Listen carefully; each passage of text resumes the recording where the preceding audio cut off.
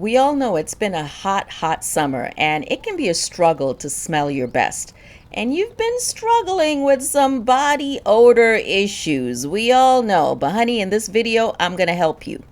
Welcome back to Kenton and Habiba. This is Habiba. We're going to be talking some important health related information, specifically about body odor, feminine hygiene, but this video is also really important, not just for the females, but also for the men in your life. So grab a pen and paper because I'm going to be sharing some important hygiene hacks. So for those that don't know me, I am an internist, internal medicine physician, and some of the products or medications that I will list, I have personally used or prescribed. However, all the information I am sharing, you should discuss with your medical provider. This is not to replace your medical doctor. This is simply to give you some information that you might find helpful, okay? At some point in your life, whether you're an adult, whether you're a young teenager, whether you're an older person, you have had to deal with BO or body odor. And it can be very embarrassing, okay? We've all had to deal with it at some point. If you spend enough time outside in the heat and you're sweating, if your occupation requires you to be outside, or if your occupation, like myself, required you to wear a white coat when you are in a closed room and it is hot, sometimes you perspire and you become a little self-conscious of your body odor.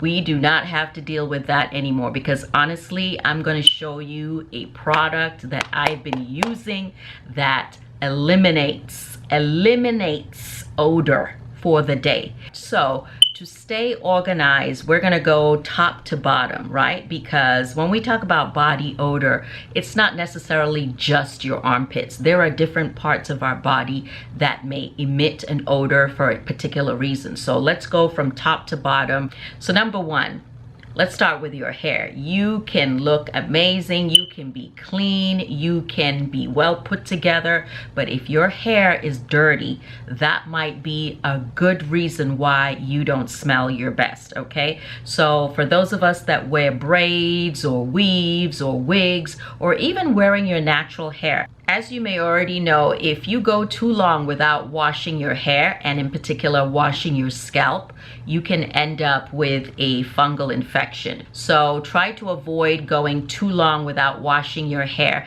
And even when you wash your hair, make sure that you're not, long periods with your hair wet and leaving your scalp wet, which is what perspiration can do, right? If you perspire significantly, it can leave your scalp wet. And that can lead to a fungal infection, which can in turn lead to hair loss or alopecia and a tinea infection. So here's a tip. Try to invest or get some over-the-counter antifungal shampoo. There are tons of antifungal shampoos on the market.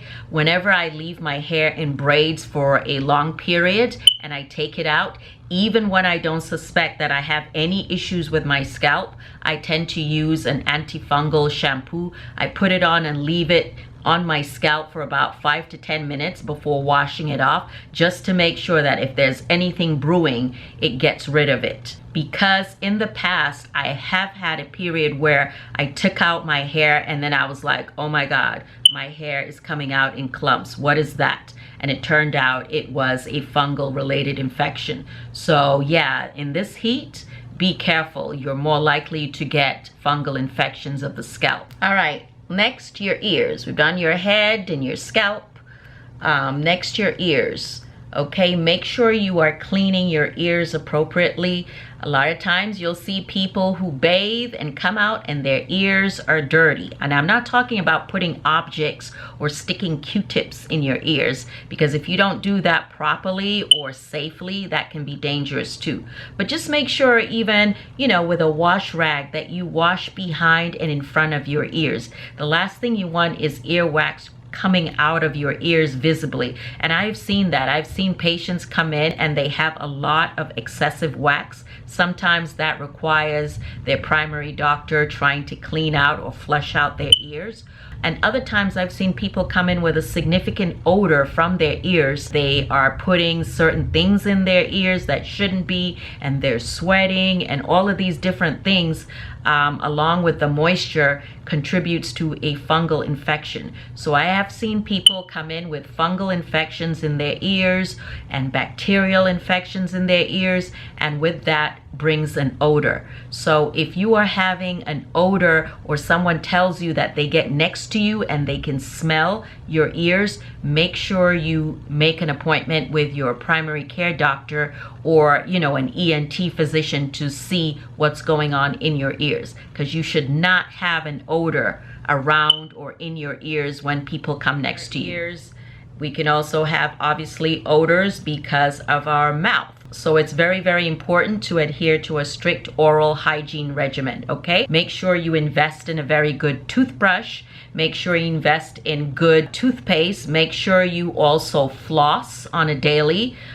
Make sure, because sometimes food can get stuck in between your teeth that your toothbrush can't get to. So it's good to have floss that you can pull in between your teeth, each tooth. And also, if you can, get a water pick. I started using a water pick for the first time when I first got braces as an adult, because a toothbrush just wasn't cutting it when you have braces sometimes. So investing in a good water pick, you can get those now easily, inexpensively from Amazon. I mean, they sell them all over. So a water pick, I think, is essential. Flossing daily is essential, along with brushing your teeth every time you eat. So not just first thing in the morning and again at night, but if at all possible, brush your teeth every time you eat something, especially when you eat sweets or carbohydrates, because whenever you eat sweets and carbohydrate, you tend to have a significant amount of oral bacteria that will cause odor, which is why it's very important not just to cut back on our sweets, hint, hint to myself, but also honestly to brush your teeth whenever you eat something sweet. Besides a water pick, if you don't have that, I would definitely suggest an electric toothbrush. So personally, I do use an electric toothbrush. I literally have a regular toothbrush and an electric toothbrush, and I like to alternate between the two, or I use both on the same day. I don't know if that's doing too much. Another thing you can get to help with your oral hygiene is a tongue scraper. I personally don't have a tongue scraper, but I know people who swear by it. And importantly, if you're getting a tongue scraper, make sure it is the metal kind and not so much the plastic kind, because the plastic kind can hold a lot of bacteria, because most plastics tend to be a little bit porous. And with the metal or stainless steel tongue scrapers, you can actually sterilize those if you're obviously reusing it again and not spreading bacteria or growing bacteria on them. Another thing you can do to improve your oral health is oil pulling. Oil pulling using coconut oil. So coconut oil is readily available in most stores. You can get organic coconut oil if you want. And you basically take about a teaspoon of that, put that in your mouth, swish that for several minutes, hold it in your mouth for several minutes, and then eventually spit it out. So oil pulling is a very good way not only to keep your teeth white, but also, as you know, coconut oil has antibacterial properties in it, so it will help eradicate some of the bacteria that is in your mouth and around your gums and teeth. So yeah, comment below if you have tried this practice. As we talk about oral hygiene, what are reasons for having bad breath, right?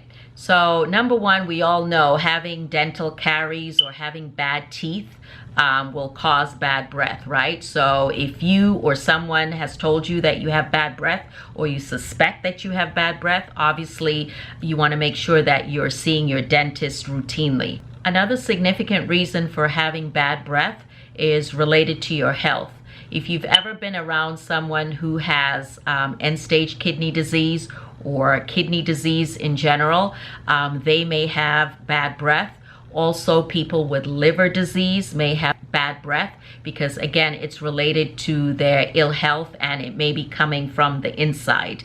It's not something necessarily related to their oral cavity. Another reason for having bad breath are people who may be fasting, or if you are significantly dehydrated because, again, you are fasting or you're unintentionally forgetting to drink. So let's say you are around seniors, sometimes you will smell their breath may not be great because they are forgetting to drink, or they may have dementia and they're just forgetting to drink enough, or they don't have access to drinking water or fluids around them might be another reason. So again, if you have a senior in your life and you can tell that they have, bad breath and you don't have a good reason for it, or they don't have a good reason for it, you might need to investigate further. Gastrointestinal diseases can also contribute to bad breath. Also, as you know, smoking can contribute to bad breath. And also gum disease, gingivitis, significant gingivitis can contribute to bad breath. So again, see your dentist routinely. Now let's talk about foods that can contribute specifically to bad breath. So I already mentioned sugary foods. If you eat a lot of sugary foods, you can get plaque buildup, and that contributes to bad breath along with the bacteria that loves that plaque. Drinking a lot of coffee can also contribute to bad breath. So interestingly, coffee that has caffeine can cause a reduction in the saliva produced in your mouth, and that reduction in saliva can then help promote bacteria in your mouth and thus produce an odor. Excessive amounts of garlic and onions can also produce an odor in your mouth or cause bad breath because they have sulfur producing compounds, which can then produce bad breath. So that is why it is very important to brush your teeth after every meal if possible, because I'm not going to tell you to stop eating onions or eating garlic, because both of those things are actually quite good for you. Eating an excessive amount of meat in your diet, in contrast to a plant-based diet, can definitely change your body odor or cause excessive amounts of body odor. And if you've ever tried cutting back on meat or eating a plant-based diet exclusively for even a short period, you will notice that your body odor is different and that you have less of an odor when you eat more plants and vegetables than you do with meat. Even your stool changes significantly, which I'm sure makes common sense, right? Your stool smells different when you eat mostly plants and vegetables than when you eat meat. Drinking an excessive amount of alcohol can also change your body odor and also cause bad breath. I'm sure if you've ever been around an alcoholic, this does not need further explanation. So what about foods that eliminate bad breath? Or what about foods that promote good breath? Well, think about ginger, think about mint, parsley, cinnamon, avocado, apple cider vinegar, celery, rosemary, cardamom seeds, citrus fruits like lemon, guava leaves, cumin seeds. Did I say that? Cumin seeds. In fact, if you've ever been into Indian restaurants, you will see sometimes they'll leave a bowl of seeds, including cumin seeds in there, to basically put in your mouth after you have a meal, which again contributes to good breath. So very quickly, let's see, can you remember all the things that I said that contribute to good breath? Ginger, mint, cinnamon, cardamom, cumin seeds, parsley. I'm trying to see if I remember top of my head without looking down.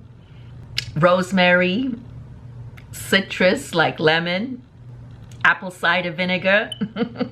Okay, so we did scalp and hair, ears, oral cavity. Let's go to the meat and potatoes. Let's go to armpits. Armpits. I hate looking at people's armpits unless they have pretty armpits. It's just weird, right? Anyway, armpits. Majority of our BO tends to come from our armpits because we are sweating, because it is hot, because that area may not get properly cleaned, because so many of us think even after we take a shower or a bath, we think we have washed it properly. But no, it's not that clean. It's not as clean as we think it is. I promise you, I have a test for you. Get a piece of cotton, like this type of cotton. Get a piece of cotton, okay? And you're going to put some isopropyl alcohol on it. Assuming you don't have any cuts or any abrasions or anything wrong under your armpit, take a little bit of this and wipe your armpits with it. Rub, rub, rub, rub, rub, rub, rub. After your shower, take some alcohol. Rub, rub, rub, rub, rub. And I promise you, you will see that there is some color.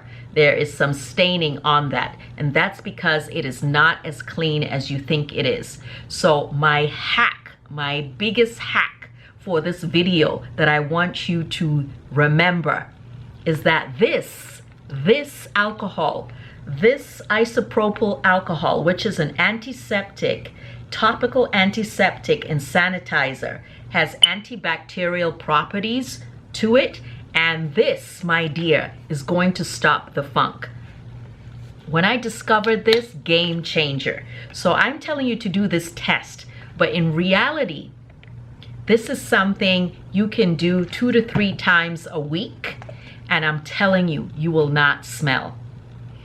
I'm telling you, when I discovered this, and when I say when I discovered this, I don't really mean that I alone discovered this. Somebody else discovered this. I just recently discovered that, again, when I take some alcohol on the cotton and rub my armpits with it after a bath, I then let this area dry. I do this for both sides. Okay. And I thought it was clean because I've been doing this for a while. I let it dry. And then I use my deodorant. So whatever deodorant you want to use is up to you. I'm not here to tell you what deodorant you should use, but I do suggest you use deodorant that does not have aluminum. It has been well studied. It has been well shown that aluminum in our deodorants are dangerous to our health. So I know, but then these natural deodorants don't seem to work very well. They don't seem to work very well. Some of us are using it and we're still funky. I know. So that's why if you use this alcohol first and then you use your deodorant, I promise you, you will not smell for the entire day. Because the issue is that the reason you smell bad, or the reason I was smelling bad, is because of the bacteria that's here. A lot of times we will put deodorant over old deodorant, and then we have dead skin cells that are sitting there, and all of that has been feeding the bacteria, and all of that along with the sweat causes the odor. So when you use the alcohol first and rub and clean that area, you eliminate the bacteria. So now the deodorant can work better, or the antiperspirant can work better. If you don't get anything else from this video, and I have more, but if you don't get anything else, I want you to go get this. And this is inexpensive. You can get this from the drugstore. Do not use this on babies or kids. This is for the adults, okay? This is for the adults. Rubbing alcohol is crazy. When I tried this and I was like, oh my God, I don't even have to use deodorant. Do me a favor, do a test. Just do on one armpit and not the other. Do that alcohol first on one armpit and not the other for 2 days straight, and see if I'm lying. See if it doesn't work. And come back here and comment below because I promise you it works. So when it comes to armpits, alcohol first, and then if you choose, use your deodorant. So you can use, like I'm using this Dove 0% aluminum. Goes on. Assuming again I've taken a shower. After the shower I use the alcohol, then I use the deodorant, okay? And then I always, personal choice, follow with powder. And I tend to use powder under every crease. This is something I've done my entire life, and I know a lot of black people tend to do this too. Nothing special. This is baby powder, pure cornstarch. So the important thing is that pure cornstarch is healthy, it's fine. This is not talc, okay? Because I know there were people saying, but I thought powder was bad for us. No, powder is not bad for you if it is cornstarch. In the United States, they no longer sell talc for people to use on their bodies. No. Okay, so be careful if you're in another country and they do. Make sure it is cornstarch. This is lavender and chamomile, dermatologist and pediatrician tested. So after I do all that, I tend to follow with a little powder. Yeah, and make sure you also have travel sizes. See, here's my cute little Johnson & Johnson travel size powder. And then this is the one that I keep at home. See? How cute! Other over-the-counter products that you can use to combat body odor or armpit odor specifically is a combination of salt, apple cider vinegar, and some powdered charcoal. If you can get your hands on powdered charcoal, apple cider vinegar, all inexpensive products, and salt. So that combination, or one or two of those things, will help prevent bacteria from taking over your skin or producing odors. Another widely used product to combat body odor is benzoyl peroxide. You can easily find benzoyl peroxide at your pharmacy or ask your pharmacist. So benzoyl peroxide is recommended by many dermatologists. It is usually used for acne, but also, again, benzoyl peroxide can be used for body odor. So benzoyl peroxide can come in the form of a liquid. It can also come in the form of a foam, and it can also come in the form of a bar soap. So look out for benzoyl peroxide at your pharmacy, or again, ask your pharmacist. I would definitely recommend benzoyl peroxide bar soap for people, for example, who are morbidly obese, or if you have a lot of skin folds. If you're a person who has a large chest or a generous bosom, then you know that sometimes you might develop boob sweat. And anytime parts of your body keep sweat for long periods, then it's likely that that area of the body or that area of the skin affected will break down. So women that may have very large breasts may have areas under their breasts that develop fungal infections or develop bacterial infections if they're not careful. So I would definitely recommend benzoyl peroxide bar soap to people like that, because again, you're trying to lower the amount of bacteria on your skin and make the area or environment undesirable for bacteria and undesirable for fungal infections to thrive. So you can also buy antifungal medications over the counter. Anything that has a Zol in it, or things like nystatin. They come in creams. You can ask the pharmacist, but there are certainly many antifungal creams that you can get over the counter that you might want to use under your boob or anywhere you have skin folds that you know collect sweat or are hard to keep dry. Just know that if you're a woman or a man even dealing with fungal infections under the boob area or under the chest area, you're definitely not alone. A lot of people suffer with this issue during the summertime, and you would not believe how uncomfortable and how painful it can be for people like that, because again, the skin is broken and irritated, and sometimes they develop a rash that may be very painful, or very raw skin. I remember having this really beautiful patient who I was seeing for actually a couple of years, and she never really wanted to have a full physical, and I could never understand why. And then eventually she felt comfortable enough to tell me that she had really bad fungal infections under her boob area, and she wanted me to see. And I remember feeling so bad for her when she lifted up her breast. It was literally open wounds underneath both breasts because she just could not keep the area dry. And so it had developed into a significant fungal infection that was clearly very, very uncomfortable. Another product that you can get over the counter that is well known to combat body odor is Hibiclens. Hibiclens. If you haven't heard of this, where have you been? Hibiclens. Hibiclens, do you say Hibiclens or Hibiclens? It's Hibiclens.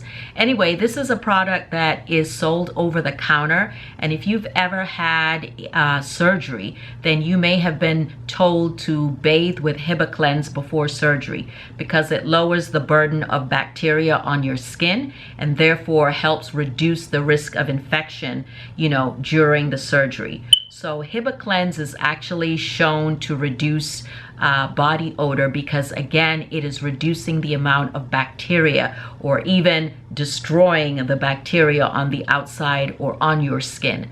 Now, the thing with Hibiclens is that it can be toxic to your eyes and your nose, so it's definitely something that you want to use neck down. So only, neck down. And if at all possible, do not put it inside your privates. But it definitely works to combat odor, especially when you think of your armpits or under your boobs or under your pannus, which is, that area of hanging stomach for those that have that. Yeah, so check out Hibiclens. Again, it is sold over the counter. It is often used by, again, surgeons. It has chlorhexidine in it, which is also used by dentists. So the product in it is an antimicrobial agent, so broad spectrum agent. We always have bacteria on our skin. Some of the bacteria is good bacteria, so you don't want to get in the habit of overusing Hibiclens. And when I say overusing Hibiclens, I mean I don't think it is something that you want to use on a daily basis, which is why it's typically, again, powerful enough to be used prior to surgery. It is something that if you are really, really bothered by body odor after you've tried all the other things that I've suggested, then you can try Hibiclens maybe about once or twice a month. I would not use it more than once or twice a month because you don't want to develop resistance. You don't want the bacteria that is on your skin to develop resistance, meaning that at some point, antibiotics or certain medications that you need to kill the bacteria won't work because now they have grown tough after the overuse of antibiotics or agents like Hibiclens. So let's go down further to our privates, okay? Down to our privates. What kind of problems can you have there because of the heat and because of moisture? Obviously, similar problems. You can get bacterial infections, fungal infections in the creases of your groin or underneath your belly area. And so that can be very uncomfortable. So again, prevention is better than cure. One thing I like to keep are wipes, okay? And you can get wipes from different brands. I think Honey Pot is a brand that makes wipes. You can just use baby wipes, after you use the bathroom, after you use toilet paper, if you're not able to take a shower, just for some extra security. But another thing is to use wipes that are medicated. So for example, when I say medicated, like these Lumi wipes, I love these. These are for whole body deodorant wipes, pits, feet, privates. So Lumi Freshen on the Go. So you can literally use these on your armpits. They have some of the same ingredients that are used to acidify the skin are in the wipes, and if you use them, you'll find that takes away the odor if there's any. So you can use these wipes on your privates, on your feet, and in your pits. So yeah, they're really cool. So, and they fit in your handbag, or they fit in your travel case if you're traveling. Yeah, just remember always, whatever products you get, make sure you have the travel sizes as well. So since I'm on Lumi, and this is not sponsored by Lumi, let me show you. So for example, you know, they have the soaps. This one is the lavender, rich moisture lavender. This one is warm vanilla. This one is coconut crush, tangerine. So I like these because they are vegan, they are plant-based, cruelty-free, and no artificial fragrances or dyes, because sometimes having too much artificial fragrances or dyes are what promote irritation down there. Another product that we have is this African black soap. And like I mentioned earlier, if you can find products that have charcoal in them, they are very, very helpful to the skin. So this is detoxifying and also acne fighting for dry skin. And it also has shea butter, charcoal, and it says bamboo powder. I never noticed that, bamboo powder. Anyway, I don't know. All I know is that the charcoal in this is very helpful for detoxifying your skin. So Lumi also makes the mini packs. They have these mini sizes. This is deodorant and invisible cream. So if you don't like deodorant in the roll-on version like this, which is again from Dove, you can use the cream versions. Here is another Lumi product. This one is the roll-on type, and this one is 72-hour odor control. It works 72 hours. This is silver spruce for underarms and private parts. So this is great for the men. So let's talk about things that we take for granted that sometimes our parents didn't tell us, or we didn't have anyone to learn from. Now, how frequently should you wash your towel? Okay, so let's say you're using your towel. How frequently should you wash your towel? These are things we don't discuss, right? So your towel should be washed technically. What is recommended by the experts is that your towel should be washed at least once or twice a week, okay? So typically you should wash your towel after 3 times of use. So if you've used your towel 3 times, it deserves to be washed, because sometimes you will harbor bacteria and fungal issues in the towel, and then it starts to smell bad. Now, one way to get rid of that smell from your towel, because sometimes have you ever noticed you wash your towel and it still smells funky, or it still smells kind of moist or moldy? One way to combat that is with baking soda. So put about a cup of baking soda in your washing machine first before you put the clothes or before you put your towel. So put the baking soda first, then you put your towel or whatever you're washing along with the water, just to make sure that the baking soda properly mixes with your items. If you do use baking soda before you wash, typically with your towels or sheets, it will take away any of the residual odor that you may have. Another point to make when it comes to body odor is that you may notice certain fabrics cause you to smell more than others. Have you ever noticed that? That certain fabrics make you smell a certain way? Right, and that's because if the fabric is made with fibers that are artificially man-made products, such as like polyester, if you wear heavy polyester clothing, it will cause you to smell or cause you to have BO more likely than if you're using natural products or natural fibers like cotton. So if at all possible, try to wear linen and cotton. And I know those things sometimes are more expensive, but do your best. You do your best with what you have. Wear as much cotton as possible, linen, and maybe even silk, light, airy fabric. And are we using washcloths, or are we just using a bar soap? I know some people actually bathe with just the bar soap. They'll literally just have the bar soap and just bathe holding the bar soap. That's not doing it. That is not doing it. You can have a bar soap and wash your pits and still come out funky. And the reason is you need to exfoliate your skin. Your skin needs to be exfoliated. You have a lot of dead skin on you, and that is great food for the bacteria that are going to thrive there. So make sure you're using a washcloth or a loofah. You know, you can use a loofah like this. This is like one of those natural ones. Or just a regular washcloth, and make sure this gets washed frequently when you use it. But yeah, I think it's important to have a washcloth when you are bathing, because this can do a lot more than just your fingers, which are just sliding over your skin. And then another thing why you need a washcloth is if you have long nails. I always wonder about the girls with long nails. How are you washing down there? Like, really, how are you washing down there?